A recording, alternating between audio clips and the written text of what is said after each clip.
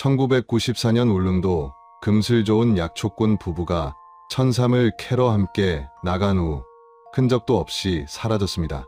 15년이 흘렀습니다. 그런데 2009년 죽은 줄 알았던 그 남편이 살아 돌아왔습니다. 아니, 정확히는 그의 이름이 돌아왔습니다. 2009년 3월 18일 새벽 2시 부산 해운대구의 한 종합병원 응급실에 노인 한 명이 실려왔습니다. 급성 폐렴으로 의식을 잃은 채였죠. 간호사가 노인의 옷에서 꺼낸 낡은 주민등록증에는 이름이 또렷했습니다. 박철수, 1942년생, 주소는 경상북도 울릉군. 병원은 곧바로 보호자에게 연락을 취했습니다. 전화를 받은 건 울릉도에 사는 40대 중반의 여성이었습니다. 아버지가 부산 병원에 계십니다. 빨리 오세요. 여성의 이름은 박지연. 그녀는 전화를 받는 순간 숨이 멎는 것 같았습니다.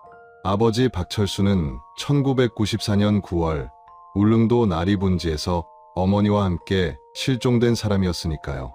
15년 전 그날 이후 소식이 끊겼던 사람입니다. 박지연은 동생 박지수와 함께 그날 밤 배를 타고 육지로 향했습니다. 15년 만에 아버지를 만난다는 기대감에 두 자매는 잠을 이루지 못했죠. 다음 날 아침 7시 두 사람은 병원 중환자실 앞에 섰습니다. 간호사가 문을 열었습니다. 침대에 누운 노인의 얼굴이 보였습니다. 그 순간 박지연의 입에서 비명이 터져 나왔습니다. 이 사람, 우리 아버지 아니에요. 침대에 누운 노인은 박철수가 아니었습니다. 완전히 다른 사람이었습니다. 병원 측도 경찰도 당황했습니다.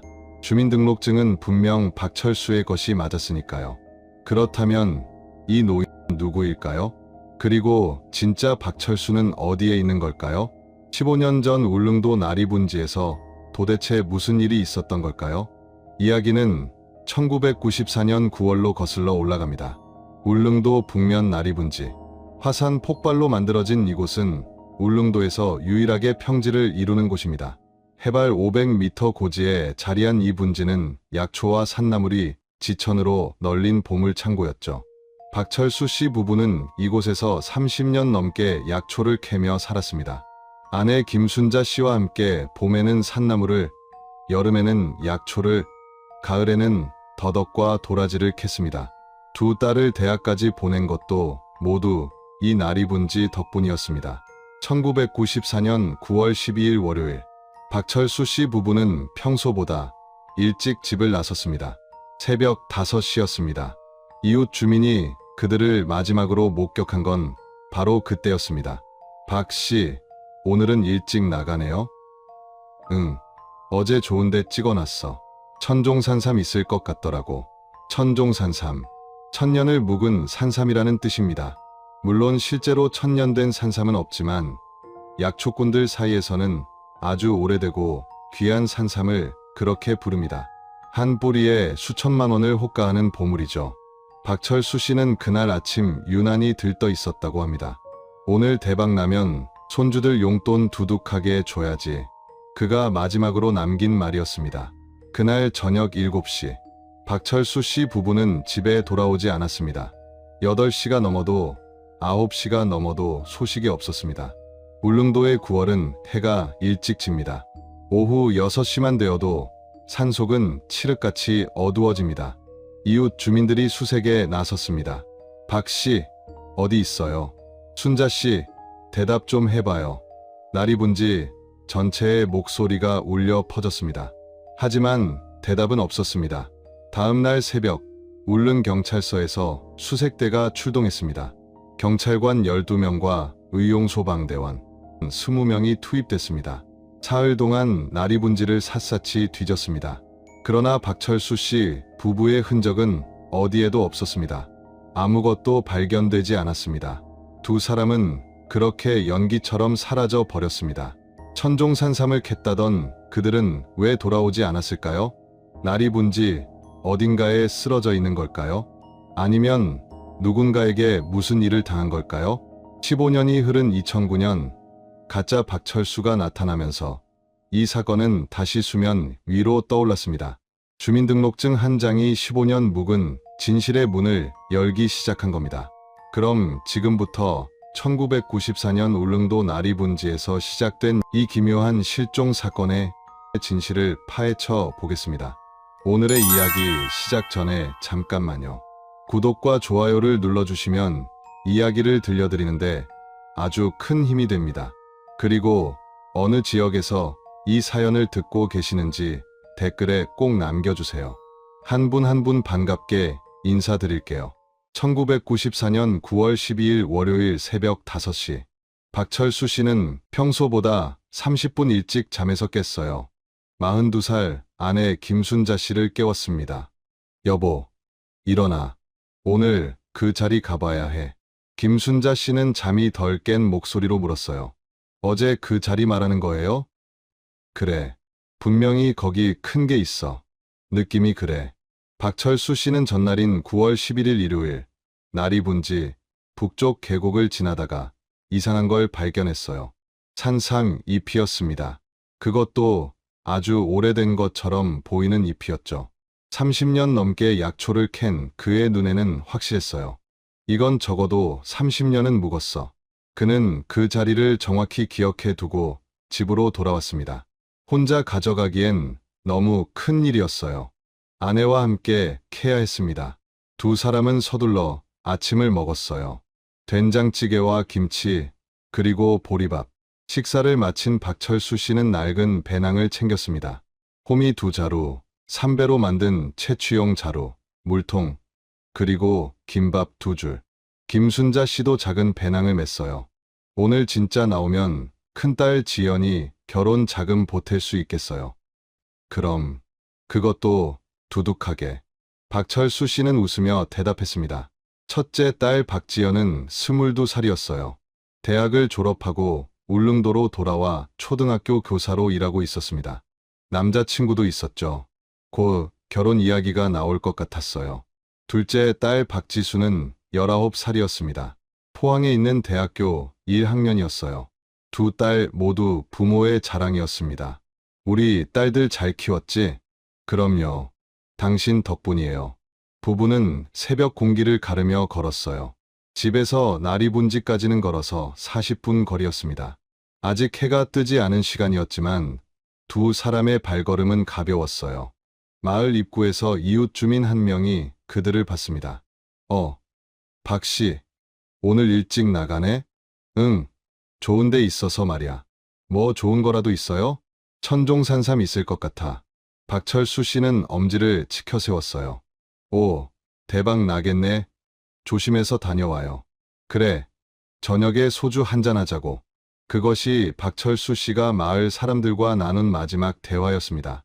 두 사람은 나리분지로 향했어요. 해발 500m. 울릉도에서 가장 높은 평지입니다. 화산 활동으로 만들어진 이곳은 토양이 비옥했어요. 각종 약초와 산나물이 자라기 좋은 환경이었죠. 박철수 씨 부부는 분지 북쪽으로 향했습니다. 일반 등산객들이 잘 가지 않는 곳이었어요. 길도 제대로 나 있지 않았습니다. 나뭇가지를 헤치고 바위를 넘으며 1시간을 더 걸었어요. 오전 6시 30분쯤 드디어 그 자리에 도착했습니다. 여기야, 여기. 박철수 씨가 손가락으로 가리켰어요. 큰 바위 옆 낙엽이 수북이 쌓인 곳이었습니다. 정말 있을까요? 있어. 분명히 있어. 박철수 씨는 조심스럽게 낙엽을 걷어냈어요. 김순자 씨도 옆에서 도왔습니다. 10분쯤 지났을까요? 박철수 씨의 손이 멈췄어요. 이거 봐. 땅 위로 붉은 열매가 보였습니다. 산삼 열매였어요. 진짜네요. 김순자 씨의 목소리가 떨렸습니다. 박철수 씨는 더욱 조심스럽게 흙을 파냈어요. 뿌리가 드러나기 시작했습니다. 굵었어요. 아주 굵었습니다. 여보, 이거 진짜 큰 거예요. 그러게. 이 정도면. 박철수 씨의 입에서 감탄사가 흘러나왔어요. 30년 약초꾼 인생에서 처음 보는 크기였습니다. 이거 1000만 원은 되겠는데? 정말요? 아니, 어쩌면 그 이상일지도 몰라. 두 사람은 조심스럽게 산삼을 캐기 시작했어요. 산삼은 뿌리가 조금만 상해도 가치가 떨어집니다. 호미로 천천히, 아주 천천히 흙을 파냈어요. 1시간이 걸렸습니다. 오전 8시쯤 드디어 산삼 한 뿌리를 완전히 캐냈어요. 와, 두 사람은 말을 잇지 못했습니다. 뿌리가 사람 형상을 하고 있었어요. 머리, 몸통, 팔, 다리가 모두 갖춰져 있었습니다. 이거 정말 천종산삼이에요. 김순자 씨가 소리쳤어요. 그래, 우리 대박 났어. 박철수 씨는 아내를 껴안았습니다. 두 사람은 그 자리에서 한참을 기뻐했어요. 지연이 결혼 자금 걱정 끝이네요. 지수 등록금도 여유 있겠어. 우리도 이제 좀 편하게 살 수 있겠어요. 행복한 대화가 오갔습니다. 박철수 씨는 산삼을 조심스럽게 삼배 자루에 넣었어요. 이제 내려가자. 네, 빨리 가서 사람들한테 자랑해야죠. 오전 8시 30분. 두 사람은 하산을 시작했습니다. 그런데 그들은 집에 돌아오지 않았어요. 오후 6시가 되어도 7시가 되어도 소식이 없었습니다. 마을 사람들이 불안해하기 시작했어요. 박 씨 부부 아직 안 들어왔어? 응, 연락도 없고. 이상한데 아침에 천종산 삼 캔다고 신났던데. 오후 8시. 첫째 딸 박지연이 학교 일을 마치고 집에 왔어요. 그러나 부모님은 집에 없었습니다. 아빠, 엄마 어디 가셨지? 박지연은 이웃집에 물어봤어요. 아, 지연아. 내 부모님 아침 일찍 나리분지 가셨는데 아직 안 들어오셨어. 네? 벌써 8시가 넘었는데요? 그러게. 우리도 걱정되는데. 박지연의 얼굴이 하얗게 질렸어요. 부모님은 늦어도 해지기 전에는 꼭 집에 들어오셨습니다. 산에서 밤을 보내는 일은 절대 없었어요. 뭔가 잘못된 거 아니에요? 일단 좀 더 기다려보자. 아마 늦어지는 거겠지. 하지만 9시가 되어도 10시가 되어도 부모님은 돌아오지 않았어요. 박지연은 더 이상 기다릴 수 없었습니다. 마을 이장님께 달려갔어요. 이장님, 우리 부모님이 아직 안 들어오셨어요. 뭐? 아직도? 네. 뭔가 잘못된 것 같아요. 이장은 곧바로 마을 청년 5명을 모았습니다. 밤 11시. 손전등을 든 수색대가 나리분지로 향했어요. 박 씨, 어디 있어요? 순자 씨, 대답해요. 어둠 속에서 외침이 울려 퍼졌습니다. 하지만 대답은 없었어요. 깜깜한 산 속에서 두 사람을 찾기란 불가능했습니다. 일단 내일 아침에 다시 찾아보자. 수색대는 새벽 2시에 산을 내려왔어요. 박지연은 그날 밤 한숨도 자지 못했습니다. 부모님께 무슨 일이 생긴 걸까요?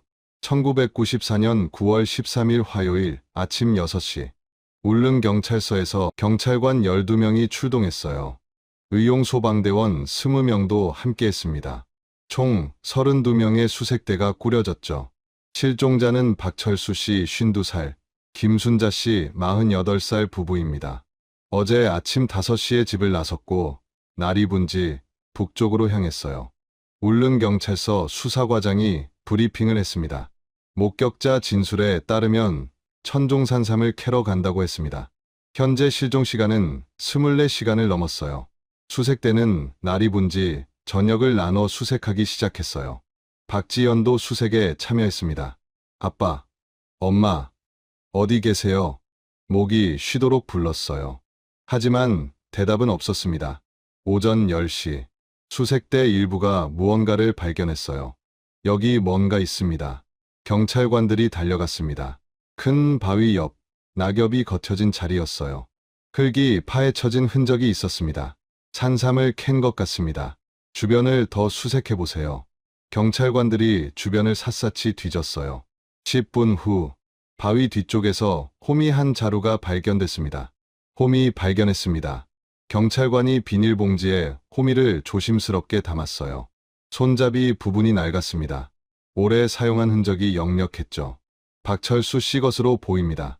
또 5분 후, 나뭇가지 사이에 걸려있는 자루가 발견됐어요. 삼배로 만든 채취용 자루였습니다. 자루도 발견했습니다. 경찰관이 자루를 들어 올렸어요. 자루는 비어 있었습니다. 안에 아무것도 없습니다. 수사과장이 턱을 쓸어내렸어요. 산삼을 캔 건 맞는 것 같은데, 그럼 지금 어디 있는 거지? 의문이 깊어졌습니다. 산삼을 캤다면 그걸 가지고 집으로 가야 하는데, 호미와 자루만 남아 있었어요. 계속 수색합니다. 수색 때는 오후까지 나리분지를 뒤졌습니다. 하지만 박철수 씨 부부의 흔적은 더 이상 발견되지 않았어요. 오후 5시, 날이 어두워지기 시작했습니다. 오늘은 여기까지 하고 내일 다시 수색하겠습니다. 수색 때는 산을 내려왔어요. 박지연은 무너져 내렸습니다. 제발 우리 부모님 찾아주세요. 울릉경찰서는 실종 신고를 정식으로 접수했어요. 발견된 증거물은 호미와 자루 2가지뿐이었습니다. 경찰은 이 증거물들을 감식에 돌렸죠. 하지만 1994년 당시 울릉도의 과학 수사 장비는 매우 제한적이었어요. 지문을 채취할 수 있는 장비도 제대로 갖춰지지 않았습니다. 일단 육지로 보내서 정밀 감식을 의뢰하겠습니다. 수사과장이 말했어요. 그러나 그 결과가 나오기까지는 일주일 이상 걸릴 예정이었습니다. 9월 14일 수요일, 수색은 계속됐어요. 이번에는 나리분지뿐만 아니라 인근 계곡까지 수색 범위를 넓혔습니다. 혹시 계곡에 빠진 건 아닐까요? 의용소방대원이 물었어요. 그럴 가능성도 있습니다. 계곡도 철저히 수색하세요. 하지만 계곡에서도 아무것도 발견되지 않았어요. 9월 15일 목요일, 수색 사흘째. 여전히 단서는 없었습니다. 경찰은 마을 주민들을 대상으로 탐문 수사를 시작했어요. 9월 12일 월요일, 박철수 씨 부부를 보신 분 계십니까? 저 봤습니다. 새벽에 나가는 거 봤어요. 마을 입구에서 박철수 씨와 마지막 대화를 나눈 주민이었어요. 몇 시쯤이었습니까? 5시 좀 넘었을 거예요. 하늘이 막 밝아오고 있었거든요. 그때 박철수 씨가 뭐라고 했습니까? 천종산삼 캐러 간다고 했어요. 되게 신나 보였어요. 혹시 다른 사람과 함께 있었습니까? 아니요. 부부 둘이서만 있었어요. 경찰은 계속해서 주민들을 조사했어요. 대부분 비슷한 진술이었습니다. 그런데 한 주민이 이상한 이야기를 했어요. 저, 그날 아침에 낯선 사람 봤어요. 네? 낯선 사람이요? 경찰관이 눈을 번쩍 떴습니다. 네. 새벽 5시 반쯤 나리분지 쪽으로 올라가는 남자를 봤어요. 어떻게 생긴 사람이었습니까? 글쎄요. 멀리서 봐서 얼굴은 잘 모르겠고 키는 좀 큰 것 같았어요. 백팩을 메고 있었고요. 나이는 어느 정도로 보였습니까? 30대, 40대, 정확히는 모르겠어요. 울릉도 사람입니까? 아니면 관광객입니까? 잘 모르겠어요. 옷차림은 등산복 같았는데 경찰은 이 진술을 중요하게 받아들였어요. 혹시 박철수 씨 부부와 관련이 있는 사람일 수 있습니다. 수사과장이 말했습니다. 경찰은 그날 울릉도를 찾은 관광객 명단을 확인했어요. 9월 12일 월요일에는 관광객이 많지 않았습니다. 배편으로 들어온 사람은 총 43명이었어요. 경찰은 이들을 일일이 추적했습니다. 하지만 모두 평범한 관광객들이었어요. 나리분지에 간 사람은 없습니까? 대부분 도동항 주변이나 독도 관광을 갔습니다. 단서가 막혔어요. 9월 20일 화요일, 육지에서 감식 결과가 도착했습니다. 호미와 자루에 대한 정밀 분석 결과였어요. 호미에서 지문이 발견됐습니다. 박철수 씨 본인의 지문입니다. 자루는요? 자루는 너무 낡아서 지문 채취가 불가능했습니다. 다른 건 없습니까? 혈흔이나 다른 흔적은? 호미날 부분에 미세한 얼룩이 있긴 한데 흙인지 뭔지 정확히 판별이 안 됩니다. 혈흔일 가능성은요? 글쎄요. 확답은 못 드리겠습니다.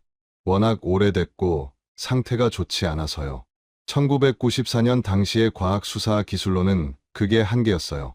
DNA 분석 같은 건 아예 시도조차 할 수 없었습니다.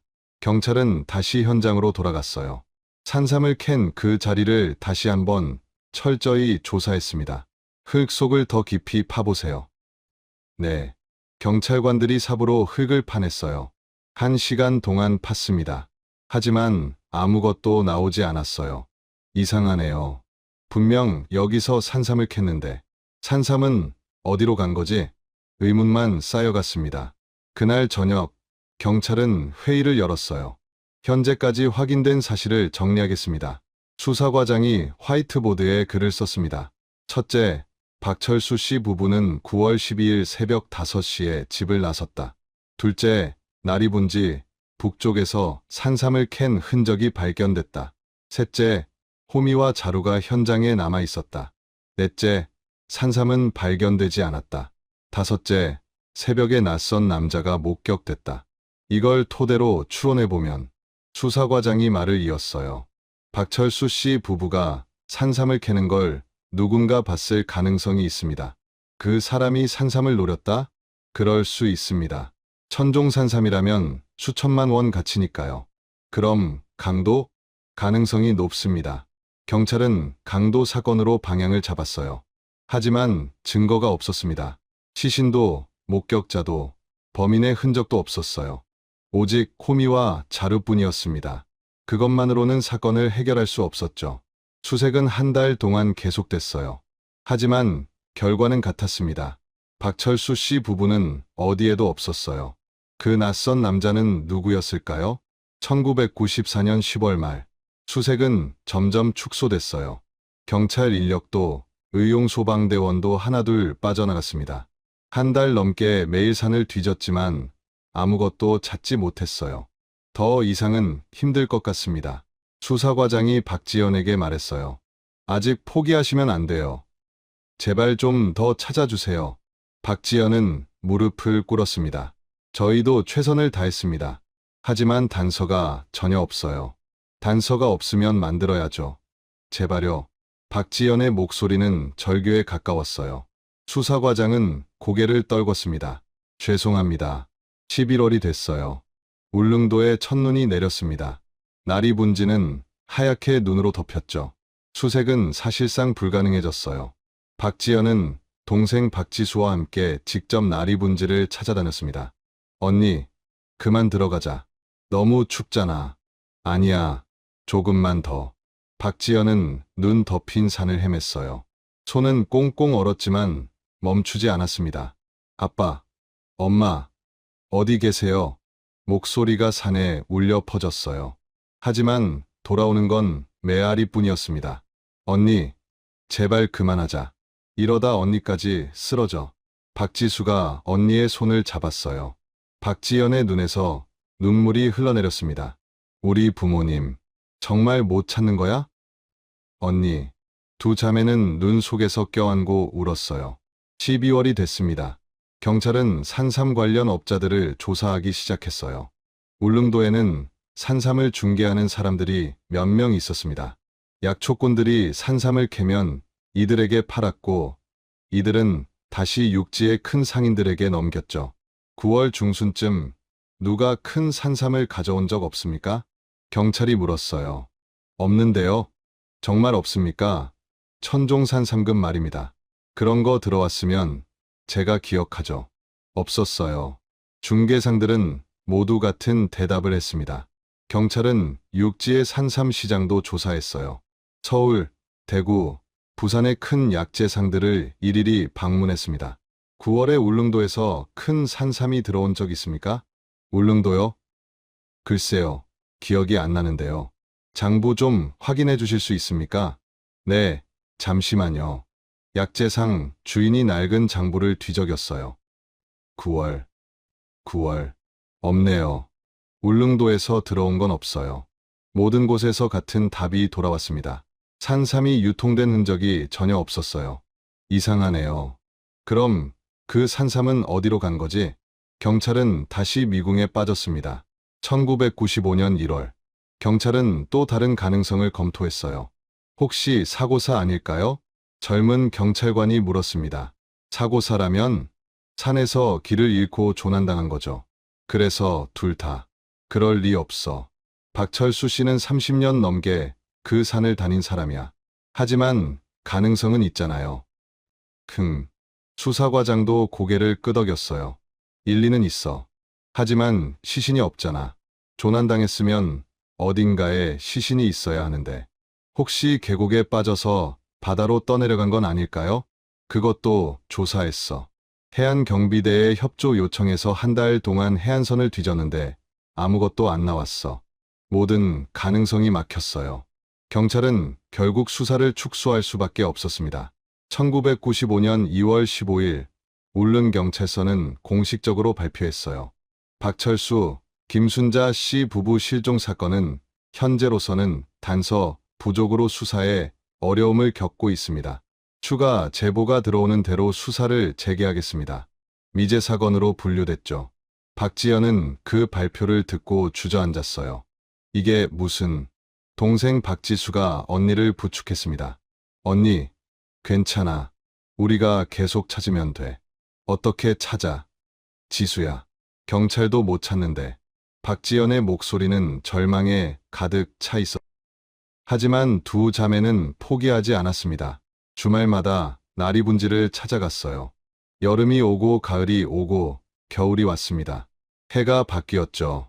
1996년, 1997년, 1998년. 세월은 흘러갔어요. 두 자매는 여전히 부모를 찾았습니다. 하지만 부모님은 나타나지 않았어요. 박지연은 결혼을 했습니다. 박지수도 대학을 졸업하고 취직을 했어요. 두 사람 모두 울릉도를 떠나지 못했습니다. 혹시라도 부모님이 돌아오실까봐. 2000년이 됐어요. 실종된 지 6년. 여전히 소식은 없었습니다. 2005년이 됐죠. 실종된 지 11년. 박지연에게 아들이 태어났어요. 할아버지, 할머니 이름을 따서 지을게요. 박지연은 울면서 말했습니다. 2008년이 됐어요. 실종된 지 14년. 박지연과 박지수는 여전히 나리분지를 찾았습니다. 횟수는 줄었지만 잊지 않았어요. 언니, 우리 부모님 정말 못 찾는 거 맞지? 모르겠어. 지수야, 정말 모르겠어. 두 자매는 그렇게 15년을 기다렸어요. 그러다 2009년 3월 부산의 한 병원에서 전화 한 통이 걸려왔습니다. 박지연 씨이십니까? 네. 그런데요? 아버님이 저희 병원에 입원하셨습니다. 박지연의 심장이 멎는 것 같았어요. 네. 아버지가요?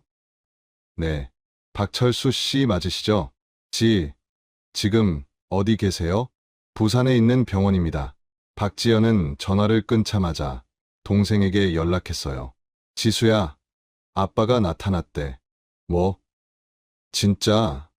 응. 부산 병원에 계신데 빨리 가자. 두 자매는 그날 밤 배를 탔습니다. 15년 만에 재회. 가슴이 터질 것 같았어요. 하지만 병원에서 그들을 기다린 건 전혀 다른 사람이었습니다. 아버지가 아니었어요. 완전히 낯선 노인이었습니다. 이 사람, 우리 아버지 아니에요. 박지연의 비명이 병실에 울려 퍼졌어요. 그렇다면 진짜 박철수는 어디에 있는 걸까요? 그리고 이 노인은 누구일까요? 15년간 감춰졌던 진실이 이제 서서히 드러나기 시작했습니다. 15년이란 시간, 두 딸은 단 하루도 부모를 잊지 않았어요. 매 주말 나리분지를 오르며 희망의 끈을 놓지 않았죠. 그런데 그 긴 기다림 끝에 나타난 건 아버지가 아닌 낯선 노인이었습니다. 주민등록증은 분명 박철수의 것이 맞는데 이 노인은 도대체 누구일까요? 그리고 진짜 박철수는 어디에 있을까요? 이 가짜 박철수가 15년 묵은 진실의 문을 여는 열쇠가 될 줄은 아무도 몰랐습니다. 2009년 3월 19일 목요일 오전 7시 박지연과 박지수는 부산 해운대 대형병원 중환자실 앞에 서 있었어요. 밤새 배를 타고 달려왔습니다. 한숨도 자지 못했어요. 15년 만에 아버지를 만난다는 생각에 가슴이 터질 것 같았습니다. 언니, 떨려. 박지수가 언니의 손을 꽉 잡았어요. 나도 그래. 박지연의 손도 파르르 떨리고 있었습니다. 간호사가 다가왔어요. 보호자분들이시죠? 네. 저희가 박철수 씨 딸들입니다. 박지연이 급하게 대답했어요. 신분증 확인 좀 할게요. 간호사가 두 사람의 신분증을 확인했습니다. 네, 맞으시네요. 따라오세요. 간호사가 중환자실 문을 열었어요.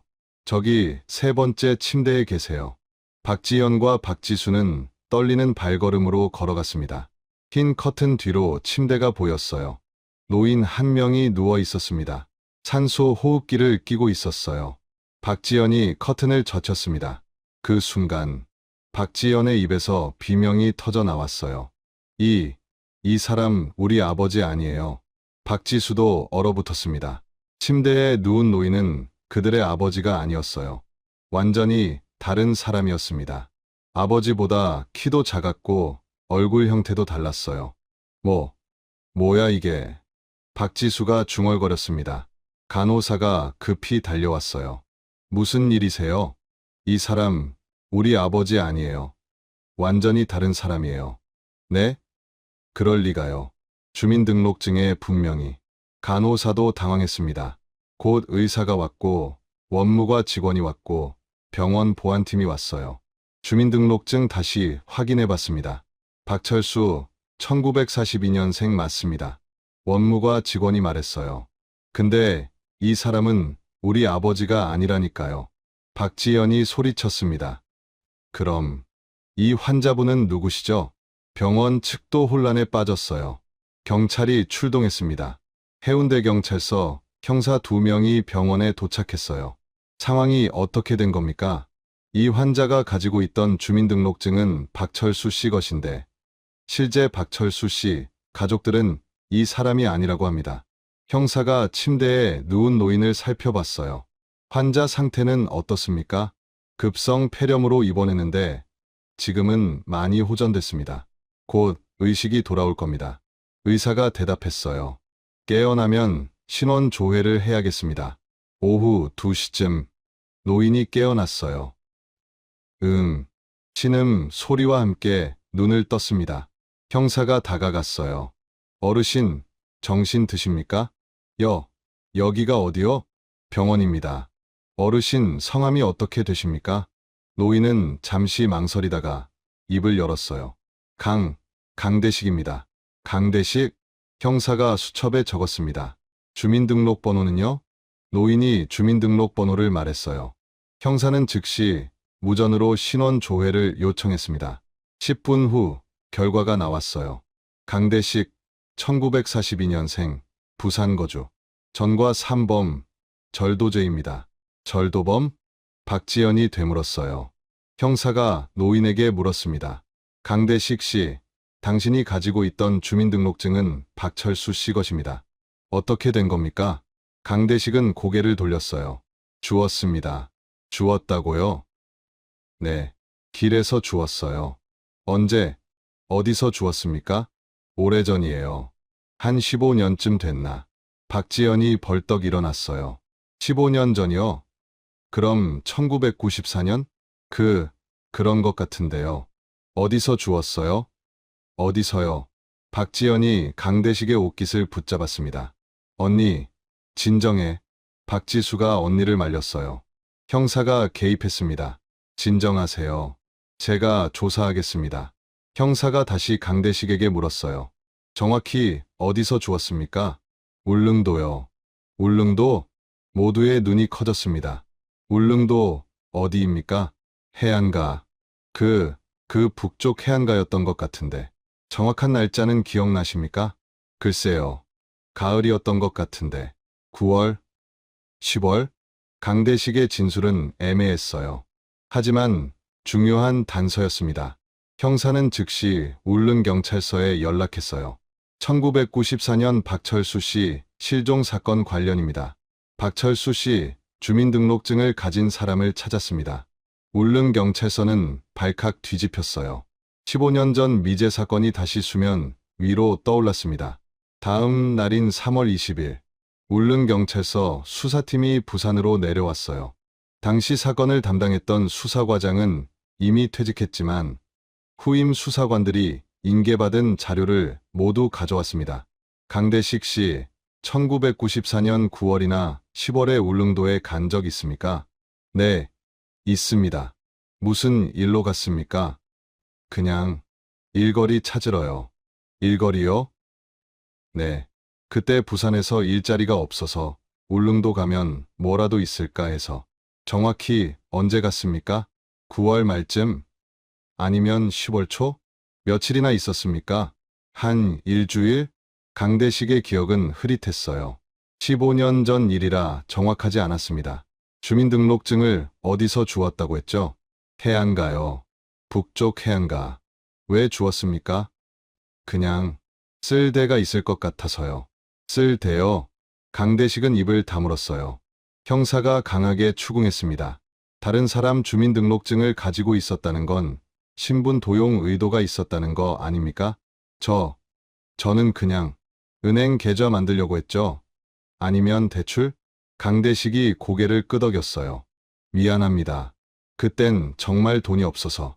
형사들이 서로 눈빛을 교환했습니다. 강대식 씨, 주민등록증 외에 다른 건 없었습니까? 다른 거요? 네. 지갑이나 가방이나. 아니요. 주민등록증 하나만 있었어요. 모래 위에 떨어져 있었어요. 주변에 사람은 없었습니까? 없었어요. 아무도 없었어요. 피 같은 건 없었습니까? 피요? 글쎄요. 기억이 안 나는데. 강대식의 진술만으로는 더 이상 정보를 얻기 어려웠어요. 경찰은 새로운 결정을 내렸습니다. 1994년 사건을 재수사하겠습니다. 15년 만에 재수사였어요. 박지연과 박지수는 울면서 경찰에게 고개를 숙였습니다. 감사합니다. 정말 감사합니다. 그날 저녁 울릉경찰서는 긴급 회의를 열었어요. 1994년 당시 수거한 증거물을 다시 검토하겠습니다. 증거물 보관실에서 상자 하나가 나왔습니다. 상자 안에는 호미와 자루가 들어 있었어요. 15년 동안 보관돼 있던 것들이었습니다.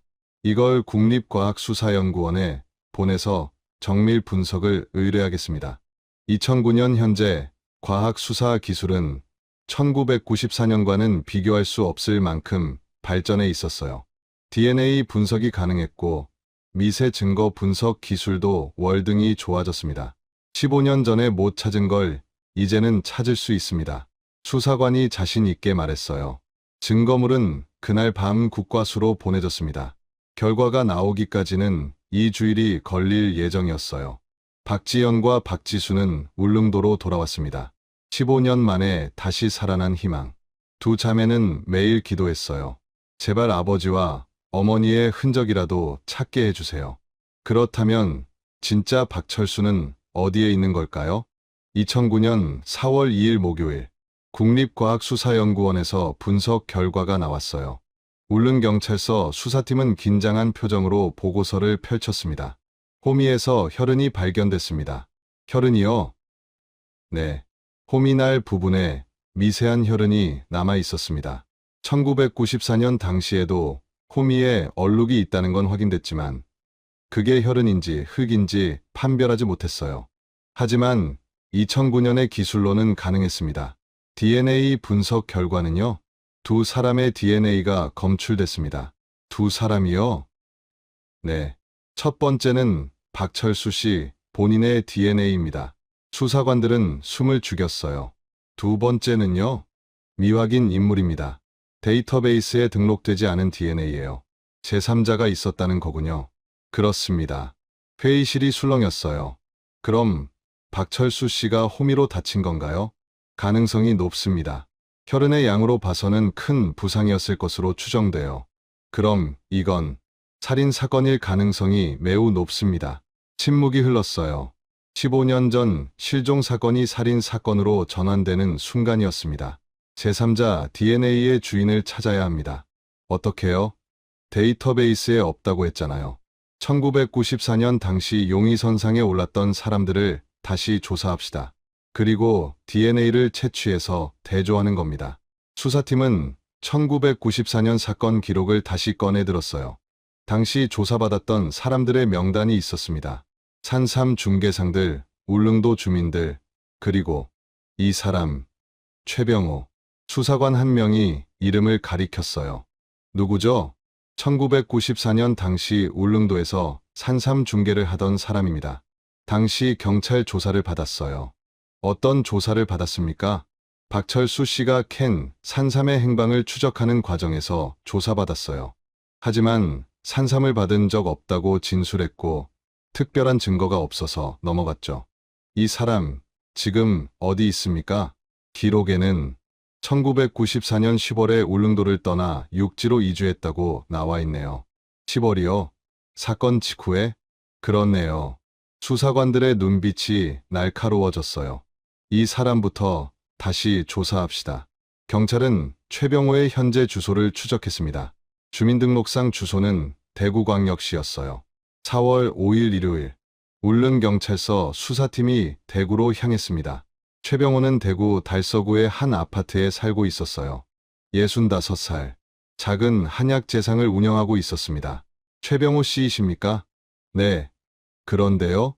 대구경찰서 형사들과 함께 온 울릉경찰서 수사관이 신분증을 보였어요. 1994년 울릉도 박철수 씨 실종 사건 관련해서 조사 좀 받으셔야겠습니다. 최병호의 얼굴이 굳어졌습니다. 그건 옛날 일인데. 왜 갑자기? 새로운 증거가 나왔습니다. 서에 동행해 주시겠습니까? 최병호는 어쩔 수 없이 따라왔어요. 대구 달서경찰서 조사실. 최병호가 의자에 앉았습니다. 1994년 9월 12일 박철수 씨 부부가 실종됐습니다. 기억하십니까? 글쎄요. 오래전 일이라. 당신은 당시 산삼 중개상이었습니다. 맞습니까? 네, 맞습니다. 박철수 씨가 그날 큰 산삼을 캤다는 소문 들었습니까? 아니요. 못 들었어요. 정말입니까? 네. 수사관이 서류 한 장을 꺼냈어요. 이게 뭡니까? 최병호의 눈이 커졌습니다. 그건 1994년 9월 당시 최병호의 통장 거래 내역이었어요. 9월 15일 당신 통장에 8천만 원이 입금됐습니다. 그건 어디서 온 돈입니까? 사업 자금이요. 누구한테 받은 돈입니까? 친구한테요. 친구 이름이 뭡니까? 그건 최병호가 말을 더듬었어요. 최병호 씨, 거짓말하지 마십시오. 우리는 이미 다 알고 있습니다. 수사관이 또 다른 서류를 꺼냈습니다. 이건 당시 육지 산삼 시장 거래 기록입니다. 9월 14일 서울의 큰 약재상에 울릉도산 대형 산삼이 팔렸어요. 8천만 원에. 최병호의 얼굴이 하얗게 질렸어요. 그 산삼을 판 사람이 당신입니다. 아니에요. DNA 검사 받으시겠습니까? 네. 박철수 씨가 사용하던 호미에서 혈흔이 발견됐습니다. 그 혈흔에서 제3자의 DNA가 나왔어요. 당신 DNA와 대조하면 진실이 밝혀질 겁니다. 최병호는 손을 떨기 시작했어요. 어떻게 하시겠습니까? 자발적으로 협조하시겠습니까? 아니면 영장을 발부받아야 합니까? 한참의 침묵이 흘렀습니다. 최병호는 고개를 떨어뜨렸어요. 알았어요. DNA 검사 받겠습니다. 경찰은 즉시 최병호의 구강상피 세포를 채취했습니다. 샘플은 다시 국과수로 보내졌어요. 일주일 후인 4월 12일, 결과가 나왔습니다. 일치합니다. 네. 호미에서 발견된 제3자 DNA와 최병호의 DNA가 일치합니다. 수사관들은 환호성을 질렀어요. 드디어 잡았다. 경찰은 즉시 최병호를 긴급 체포했습니다. 최병호, 당신을 살인 혐의로 체포합니다. 아니에요. 제가 죽인 게 아니에요. 최병호가 소리쳤어요. 그럼 누가 죽였습니까? 저는 그냥 뭡니까? 말하세요. 최병호는 입을 다물었습니다. 하지만 경찰은 멈추지 않았어요. 계속해서 추궁했습니다. 이틀 동안 조사가 이어졌어요. 4월 14일 화요일 밤, 최병호가 드디어 입을 열었습니다. 나 혼자 한 게 아니에요. 뭐라고요? 나 혼자 한 게 아니라고요. 수사관들이 긴장했어요. 그럼 누구랑 했습니까? 최병호는 떨리는 목소리로 말했습니다. 김태준이요. 김태준? 그게 누구입니까? 박철수 씨 처남이에요. 순간 조사실이 조용해졌어요. 처남이라고요? 네. 김순자 씨 남동생이에요. 수사관들은 서로를 쳐다봤습니다. 가족이 연루됐다? 더 자세히 말해보세요. 김태준이 먼저 연락했어요. 형부가 큰 산삼을 캤다고, 그걸 나눠 가지자고. 계속하세요. 그래서 9월 12일 그날, 우리가 나리분지로 갔어요. 최병호의 고백이 시작됐습니다. 15년간 감춰졌던 진실이 드러나기 시작했어요. 그런데 최병호는 계속 김태준이 시켰다고 주장했습니다. 저는 그냥 시키는 대로 한 거예요. 김태준이 다 계획한 거예요. 경찰은 즉시 김태준을 추적하기 시작했어요. 김순자 씨의 친남동생. 주소는 경상남도 창원시였습니다. 즉시 체포영장을 발부받겠습니다.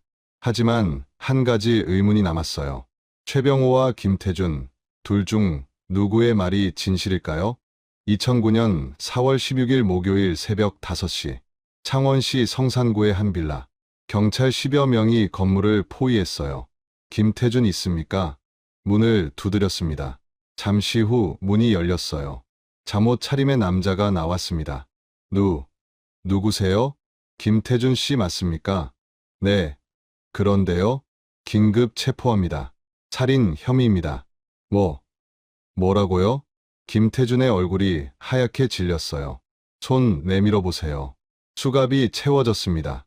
김태준은 경찰차에 실려 울릉경찰서로 호송됐어요. 오전 10시, 조사가 시작됐습니다.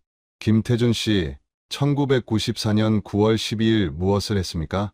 기억이 안 나는데요. 누나 부부가 실종된 날입니다. 김태준의 얼굴이 굳었어요. 아, 그날 저는 집에 있었어요. 거짓말하지 마십시오. 우리는 이미 증거를 확보했습니다. 수사관이 서류를 내밀었어요. 최병호가 모두 자백했습니다. 당신이 먼저 제안했다고. 김태준은 서류를 보더니 고개를 저었어요. 아니에요. 그건 최병호가 거짓말하는 겁니다. 그럼 당신은 무죄라는 겁니까? 저는 아무것도 안 했어요. DNA 검사 받으시겠습니까? 김태준은 입술을 깨물었어요. 받겠습니다. 저는 결백해요. 경찰은 김태준의 DNA도 채취했습니다. 그리고 놀라운 결과가 나왔어요. 호미에서 발견된 DNA는 최병호 것만이 아니었습니다. 추가 분석 결과 미세하게 섞여 있던 또 다른 DNA가 있었어요. 그게 김태준의 것이었습니다. 김태준, 당신 DNA가 호미에서 발견됐습니다. 결과를 들은 김태준은 무너졌어요. 아니, 이제 말할 때가 됐습니다. 그날 무슨 일이 있었습니까? 김태준은 한참을 침묵했어요. 하지만 입을 열지 않았습니다. 최병호가 먼저 했어요. 저는 아무것도 안 했어요. 그럼 왜 당신 DNA가 호미에 있습니까? 그건 김태준은 더 이상 말하지 않았어요. 경찰은 최병호와 김태준을 대질 신문했습니다. 같은 방에 두 사람을 앉혀놓았어요. 최병호는 김태준이 먼저 제안했다고 했고, 김태준은 최병호가 먼저 제안했다고 합니다. 둘 중 누가 거짓말입니까? 두 사람은 서로를 노려봤어요. 이 사람이 먼저예요. 아니야, 내가 먼저라고. 서로에게 죄를 떠넘기기 바빴습니다. 최병호, 당신이 호미로 먼저 쳤습니까? 아니요, 김태준이 먼저 쳤어요. 김태준, 사실입니까? 아니에요. 최병호가 먼저예요. 두 사람의 진술은 완전히 엇갈렸어요. 그날 나리분지에 갔습니까? 저는 안 갔어요. 김태준이 소리쳤습니다. 저도 안 갔어요.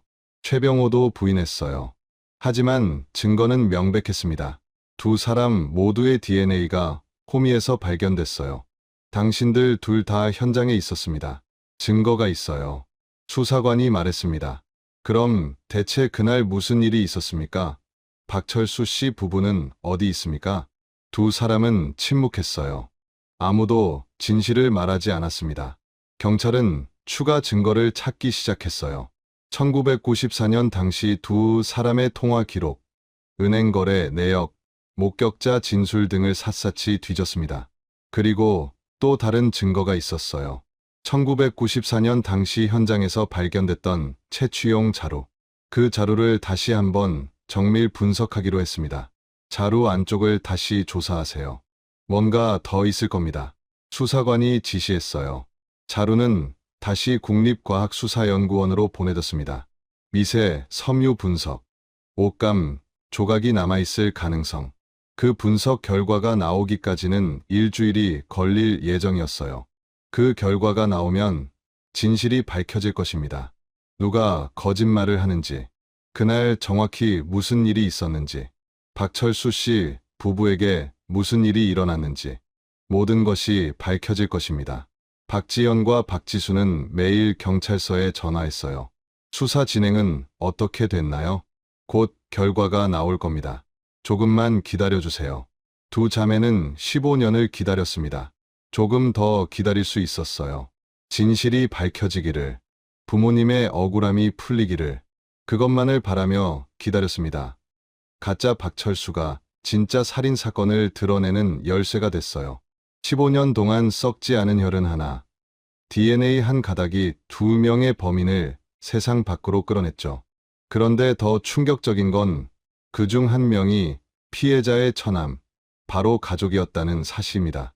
최병호와 김태준은 서로에게 죄를 떠넘기며 진실을 감추려 했어요. 하지만 과학은 거짓말을 하지 않습니다.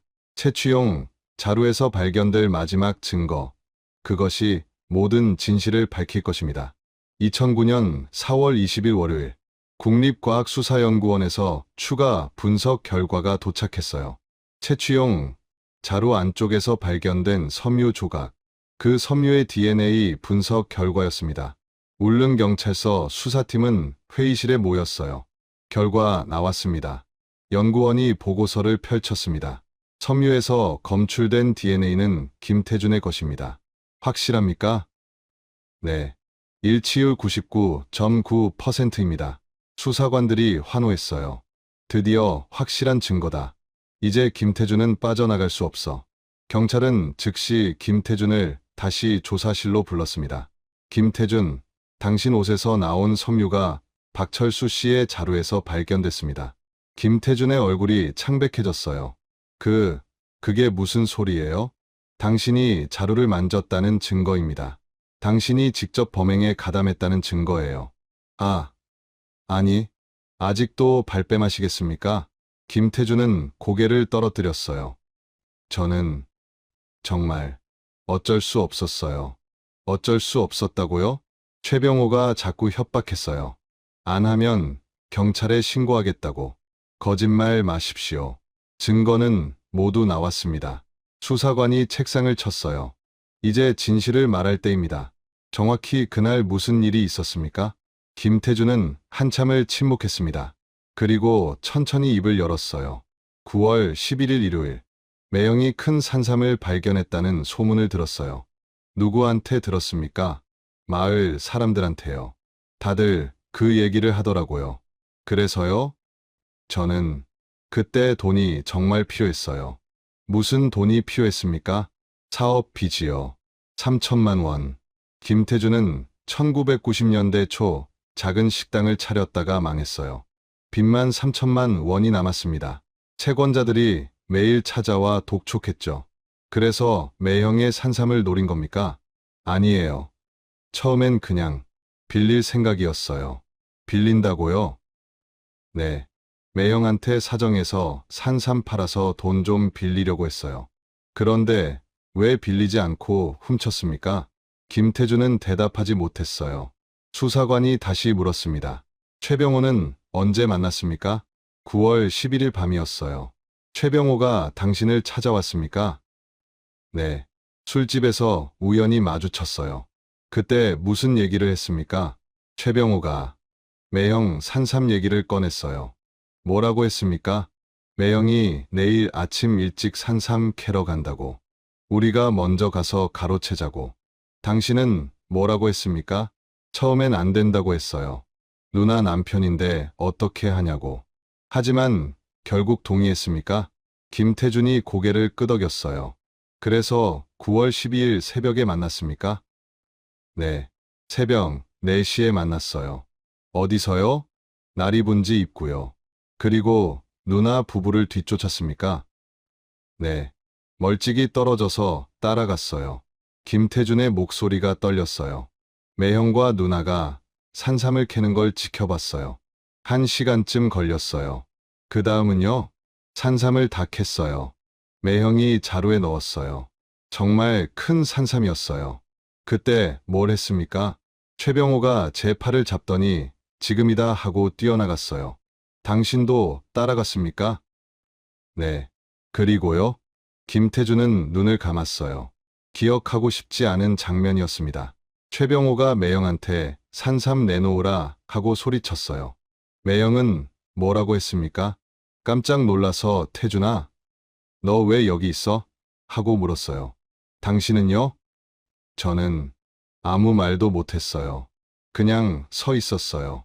그 다음은요? 매형이 지금 이게 무슨 짓이냐? 당장 돌아가 하고 화를 냈어요. 그때 최병호가 뭘 했습니까? 김태준의 목소리가 더욱 작아졌어요. 매형을 밀쳤어요. 매형이 비틀거렸습니다. 그리고요? 누나가 소리를 질렀어요. 뭐 하는 거야? 하고. 최병호는요? 바닥에 있던 호미를 집었어요. 매형이 사용하던 호미입니까? 네. 그 호미로 뭘 했습니까? 김태준은 고개를 떨궜어요. 머리를 내리쳤어요. 조사실이 조용해졌습니다. 매형이 쓰러졌어요. 피가 났어요. 당신은 뭘 했습니까? 저는 놀라서. 그냥 뭡니까? 최병호가 제게 빨리 도와 하고 소리쳤어요. 그래서요? 호미를 건네받았어요. 건네받아서요? 김태준은 울먹이기 시작했어요. 누나가 매형한테 달려갔어요. 최병호가 저 여자도 해치워야 한다고. 당신이 누나를 쳤습니까? 김태준은 고개를 끄덕였어요. 한 번만 쳤어요. 누나가 쓰러졌어요. 그 다음은요? 최병호가 산삼을 챙겼어요. 그리고 시신을 치워야 한다고 했어요. 어떻게 치웠습니까? 매형과 누나를 절벽 쪽으로 끌고 갔어요. 둘이서요? 네. 돌아가며 얼마나 끌고 갔습니까? 1시간쯤 북쪽 해안 절벽까지. 그리고요? 바다에 던졌어요. 김태준은 얼굴을 손으로 가렸어요. 매형 주민등록증이 떨어져 있었어요. 최병호가 이것도 버리자고 했는데 저는 그냥 해안에 놔뒀어요. 그게 강대식이 주운 주민등록증이었습니다. 15년 후 진실을 밝히는 열쇠가 된 그 증거. 산삼은 어떻게 했습니까? 최병호가 가져갔어요. 팔았습니까? 네. 이틀 후에 서울 약재상에 팔았대요. 얼마 받았습니까? 8천만 원이요. 당신 몫은요? 3천만 원 받았어요. 빚 갚는 데 썼습니까? 김태준이 고개를 끄덕였어요. 그리고 나머지는 최병호가 가졌습니까? 네. 5천만 원. 수사관들은 서로를 쳐다봤습니다. 가족을 죽이고 받은 돈. 3천만 원. 그게 김태준에게 돌아간 몫이었어요. 김태준, 당신은 15년 동안 그 사실을 숨겼습니까? 네. 조카들이 부모를 찾아 헤매는 걸 보면서도 입을 다물었습니까? 김태준은 대답하지 못했어요. 당신 누나였습니다. 친누나. 죄송해요. 정말 죄송해요. 김태준은 바닥에 엎드려 울기 시작했습니다. 하지만 눈물로 씻을 수 있는 죄가 아니었어요. 2009년 4월 22일 수요일, 경찰은 최병호를 다시 조사실로 불렀어요. 최병호, 김태준이 모두 자백했습니다. 최병호의 얼굴이 굳었습니다. 뭐라고 했는데요? 당신이 먼저 호미로 박철수 씨를 쳤다고 했어요. 그건 사실입니까? 최병호는 한참을 침묵했습니다. 더 이상 발뺌할 수 없었어요. 네, 맞습니다. 처음부터 당신이 계획한 겁니까? 아니에요. 처음엔 정말 그냥 산삼 좀 나눠 달라고 하려고 했어요. 거짓말 마십시오. 정말이에요. 근데 박철수 씨가 화를 내니까 순간적으로 호미를 들었다? 네. 한 번만 쳤습니까? 최병호는 고개를 저었어요. 2번, 아니 3번. 김순자 씨는요? 김태준이 쳤어요. 하지만 당신이 시킨 거 아닙니까?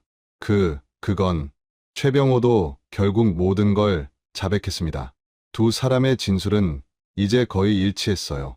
범행 과정이 완벽하게 재구성됐죠. 1994년 9월 12일 오전 8시 30분, 박철수 씨 부부가 천종산삼을 캐는 순간 숨어서 지켜보던 최병호와 김태준. 최병호가 뛰어나가 산삼을 요구했어요. 박철수 씨가 거부했죠. 최병호가 호미로 박철수 씨를 구타했습니다. 김순자 씨가 남편에게 달려갔어요. 김태준이 호미로 김순자 씨를 쳤습니다. 두 사람 모두 즉사. 시신을 북쪽 해안 절벽까지 끌고 갔어요. 바다에 던졌습니다. 산삼을 최병호가 챙겼죠. 이틀 후 서울 약재상에 8천만 원에 팔았어요. 최병호 5천만 원, 김태준 3천만 원 분배. 증거, 인멸. 15년간 침묵. 모든 퍼즐이 맞춰졌습니다. 경찰은 추가 증거를 확보하기 위해 1994년 당시 서울 약재상을 찾아갔어요. 1994년 9월에 울릉도산 큰 산삼을 구매한 적 있습니까? 글쎄요. 15년 전 일인데 장부가 남아 있습니까? 한번 찾아볼게요. 약재상 주인은 창고에서 낡은 장부를 꺼내왔습니다. 1994년 9월. 손가락으로 장부를 짚어 내려갔어요. 아, 여기 있네요. 9월 14일 울릉도산 산삼 1근 8천만 원. 판매자는 누구입니까? 최병호라고 되어 있네요. 증거로 제출 가능합니까? 네, 가능합니다. 장부 사본이 증거로 확보됐습니다. 경찰은 또 최병호의 1994년 통장 거래 내역을 정밀 분석했어요. 9월 15일 8천만 원 입금. 같은 날 3천만 원 출금. 출금된 돈은 김태준의 통장으로 입금됐습니다. 모든 돈의 흐름이 추적됐죠. 4월 30일 검찰은 두 사람을 기소했어요. 최병호 살인죄 및 사체유기죄, 김태준 살인방조죄 및 사체유기죄. 재판이 시작됐습니다. 첫 공판은 5월 20일이었어요. 법정에 박지연과 박지수가 나왔습니다. 피고인석에 앉은 김태준을 봤어요. 삼촌이었습니다. 어렸을 때 예뻐해주던 삼촌. 명절 때마다 용돈을 주던 삼촌. 그 삼촌이 부모를 죽였습니다. 박지연은 눈물을 흘렸어요. 왜 그러셨어요? 김태준은 고개를 들지 못했습니다. 재판은 석 달 동안 계속됐어요. 증인 신문, 증거 조사, 최종 변론. 모든 과정이 진행됐습니다. 최병호의 변호사는 우발적 범행을 주장했어요. 피고인은 처음부터 살인할 의도가 없었습니다. 순간적인 격정에 의한 범행입니다. 하지만 검사는 반박했죠. 피고인들은 사전에 계획하고 피해자를 미행했습니다. 범행 후 시신을 유기하고 증거를 인멸했어요. 이는 명백한 살인죄입니다. 김태준의 변호사는 방조죄로 감형을 요청했어요. 피고인 김태준은 주범이 아닙니다. 최병호의 협박에 못 이겨 어쩔 수 없이 가담했어요. 하지만 검사는 이것도 반박했습니다. 김태준은 자신의 누나를 직접 호미로 쳤습니다. 이는 단순 방조가 아니라 공동 정범이에요. 8월 14일 드디어 선고 공판이 열렸습니다. 법정은 사람들로 가득 찼어요. 박지연과 박지수도 앞줄에 앉았습니다. 판사가 입장했어요. 피고인들은 일어서십시오. 최병호와 김태준이 일어났습니다. 판사가 판결문을 읽기 시작했어요. 피고인 최병호는 1994년 9월 12일 피해자 박철수를 살해하고 시신을 유기했습니다. 이는 계획적이고 잔인한 범행으로 피해자 유족에게 15년간 씻을 수 없는 고통을 안겼어요. 피고인 김태준은 피해자의 처남으로서 가족을 배신하고 범행에 가담했습니다. 친누나를 살해한 행위는 천륜을 저버린 것으로 용서받을 수 없는 죄예요. 이에 본 법원은 다음과 같이 선고합니다. 법정이 조용해졌습니다. 피고인 최병호 살인죄 및 사체유기죄로 무기징역에 처합니다. 최병호가 무릎을 꿇었어요. 피고인 김태준 살인죄 및 사체유기죄로 징역 25년에 처합니다. 김태준도 주저앉았습니다. 판사가 계속 말했어요. 이 사건은 인간의 탐욕이 얼마나 무서운지 보여줍니다. 산삼 한 뿌리가 두 사람의 목숨을 앗아갔고 두 딸에게서 부모를 빼앗았어요. 피고인들은 15년 동안 침묵했습니다. 조카들이 부모를 찾아 헤매는 걸 보면서도 입을 다물었죠. 이는 용서받을 수 없는 비인간적 행위입니다. 본 법원은 이 판결이 피해자, 유족에게 조금이나마 위로가 되기를 바랍니다. 쾅. 판사가 망치를 내렸습니다. 재판이 끝났어요. 박지연과 박지수는 법정 밖으로 나왔습니다. 두 사람은 서로를 껴안고 울었어요. 언니, 끝났어. 응, 끝났어. 15년 만에 진실이 밝혀졌습니다. 부모를 죽인 범인이 처벌받았어요. 하지만 부모는 돌아오지 않았습니다. 2009년 9월, 박지연과 박지수는 울릉도 나리분지를 찾았어요. 부모가 마지막으로 산삼을 캔 그곳, 15년 전 그날 이후 수없이 찾아왔던 곳, 이제는 진실을 알게 된 곳이었죠. 두 자매는 그곳에 작은 표지석을 세웠습니다. 사랑하는 아버지 박철수, 어머니 김순자를 기리며 1994년 9월 12일 영원히 우리 곁에. 두 사람은 표지석 앞에 무릎을 꿇었어요. 아빠, 엄마, 이제 편히 쉬세요. 박지연이 말했습니다. 우리가 끝까지 찾아냈어요. 범인들 모두 잡았어요. 박지수가 덧붙였죠. 삼촌이 그랬어요. 믿을 수가 없어요. 박지연의 목소리가 떨렸습니다. 삼촌은 항상 우릴 예뻐했잖아요. 명절 때마다 용돈도 주고. 그런 삼촌이 어떻게 엄마를. 두 사람은 다시 울기 시작했어요. 15년 동안 쌓인 슬픔이 터져 나왔습니다. 돈이 그렇게 중요했나요? 3천만 원이 엄마 목숨값이었나요? 박지수가 하늘을 향해 소리쳤어요. 8천만 원. 그게 우리 부모님 두 분의 값이었어요. 박지연도 주먹을 쥐었습니다. 삼촌, 최병호, 그 사람들은 그 돈으로 15년을 살았어요. 편하게 살았죠. 우리는 15년 동안 부모님 찾아 헤매는데 두 자매는 한참을 그곳에 앉아 있었어요. 해가 지고 어둠이 내렸습니다. 이제 돌아가자. 지수야. 응. 언니. 두 사람은 천천히 산을 내려왔습니다. 그날 밤 박지연은 일기를 썼어요. 2009년 9월 12일. 오늘은 부모님이 돌아가신 지 정확히 15년째 되는 날이에요. 15년 만에 진실을 알게 됐어요. 범인은 삼촌이었습니다. 엄마의 친동생이었죠. 가장 가까운 사람이 가장 무서운 적이었어요. 돈이 사람을 괴물로 만들었습니다. 하지만 진실은 결국 드러났어요. 15년이 걸렸지만요. 엄마, 아빠, 이제 편히 쉬세요. 사랑합니다. 박지연은 일기장을 덮었습니다. 2010년 1월, 최병호와 김태준의 항소가 모두 기각됐어요. 형이 확정됐습니다. 최병호는 무기징역, 김태준은 징역 25년. 두 사람은 각각 다른 교도소로 이송됐죠. 영원히 자유를 누리지 못할 겁니다. 박지연과 박지수는 2010년 봄 부모님의 합동 위령제를 지냈어요. 시신은 찾지 못했지만 마음속으로 장례를 치렀습니다. 울릉도 나리분지가 내려다 보이는 언덕에 작은 비석을 세웠죠. 마을 사람들이 모두 참석했습니다.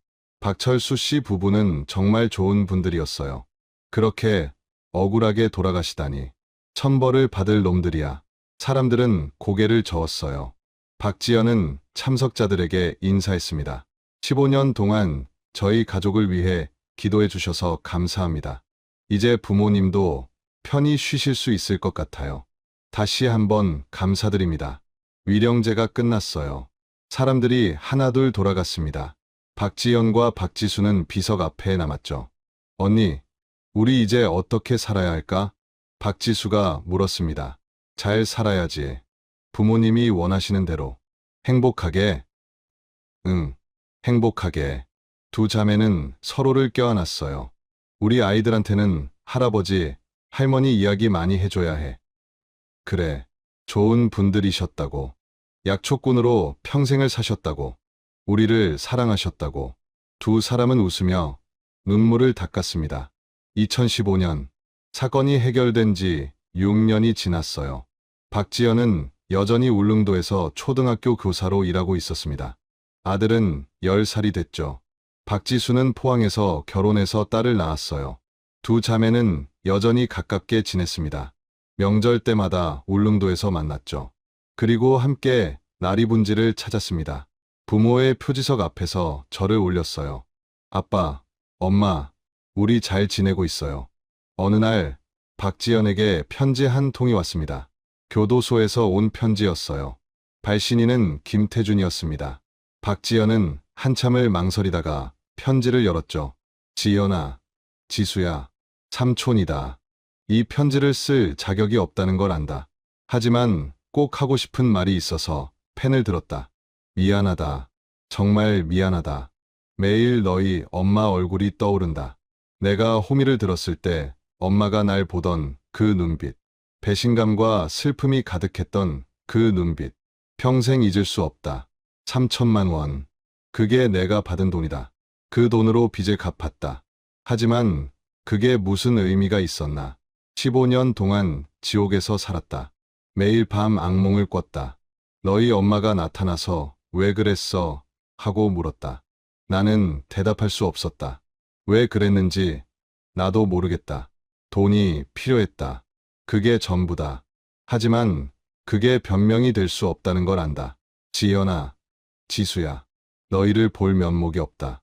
용서를 바라지도 않는다. 다만 이것만은 알아줬으면 한다. 너희 엄마는 마지막 순간까지 너희 생각을 했다. 애들은 어떻게? 그게 엄마의 마지막 말이었다. 그 말을 전하고 싶었다. 미안하다. 정말 미안하다. 김태준.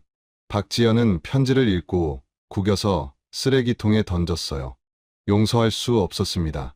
미안하다는 말로 씻을 수 있는 죄가 아니었죠. 2024년 현재 사건이 해결된 지 15년이 지났어요. 박지연의 아들은 20살이 됐습니다. 대학생이에요. 박지수의 딸은 18살입니다. 고등학생이죠. 두 아이는 할아버지, 할머니를 본 적이 없어요. 하지만 사진으로, 이야기로 알고 있습니다. 할아버지는 약초꾼이셨대. 할머니는 정말 착하셨대. 우리를 많이 사랑하셨을 거야. 아이들은 그렇게 조부모를 기억합니다. 박지연과 박지수는 여전히 매년 9월 12일이면 나리분지를 찾아요. 표지석 앞에 꽃을 놓습니다. 절을 올리죠. 엄마, 아빠, 보고 싶어요. 그리고 천천히 산을 내려옵니다.